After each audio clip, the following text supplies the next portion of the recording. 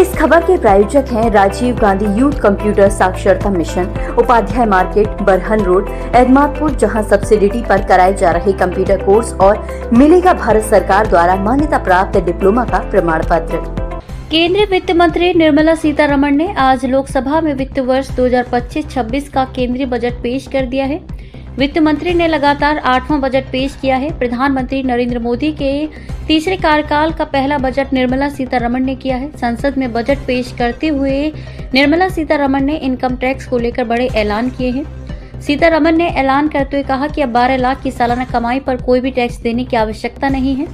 ये बदलाव new tax व्यवस्था के तहत की गई है। इससे पहले 7 लाख की कमाई पर कोई टैक्स नहीं देना था। स्टैंडर्ड डिडक्शन को 75,000 रुपए ही रखा गया है। अब 24 लाख की आय पर अब 30% टैक्स लगेगा। वहीं 75,000 रुपए तक के स्टैंडर्ड डिडक्शन की छूट होगी। साथ ही 15 से 20 लाख की आय पर 20% का टैक्स होगा। 8 से 12 लाख की आय पर 10% टैक्स होगा। 12 से 16 लाख रुपए पर 15% टैक्स देना होगा। वहीं 6 से 20 लाख रुपए पर 20% टैक्स, 20 से 24 लाख रुपए पर 25% टैक्स और 24 लाख रुपए से अधिक पर 30% टैक्स देना होगा। वित्त मंत्री ने बजट भाषण में कहा कि 0 से 4 लाख रुपए पर कोई टैक्स नहीं होगा। 4 से 8 लाख रुपए पर 5% टैक्स होगा। इसके अलावा अपडेटेड रिटर्न फाइल करने की समय सीमा को 2 साल से बढ़ाकर 4 साल कर दिया गया है, जिससे टैक्स पेयर्स को अपने पुराने रिटर्न सुधारने का ज्यादा मौका मिलेगा।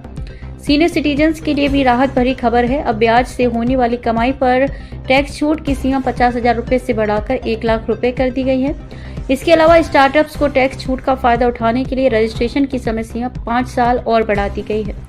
सरकार के विवाद से विश्वास 2.0 योजना के तहत अब तक 33,000 टैक्स पेयर्स ने अपने डायरेक्ट टैक्स विवाद निपटाए हैं। कुल मिलाकर इस बजट में टैक्स पेयर, सीनियर सिटीजन्स और स्टार्टअप्स को राहत देने के लिए कई अहम कदम उठाए गए हैं।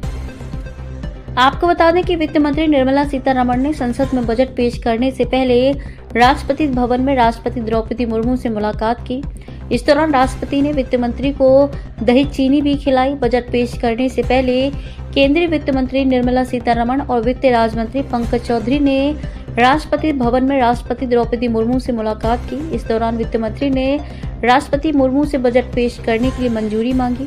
राष्ट्रपति ने बजट को अपनी मंजूरी देते हुए वित्त मंत्री को दही चीनी खिलाकर शुभकामनाएं दी। अपने आसपास की हर खबर को सबसे पहले देखने के लिए MBTV चैनल को सब्सक्राइब करें और कमेंट बॉक्स में अपनी राय अवश्य दें। धन्यवाद।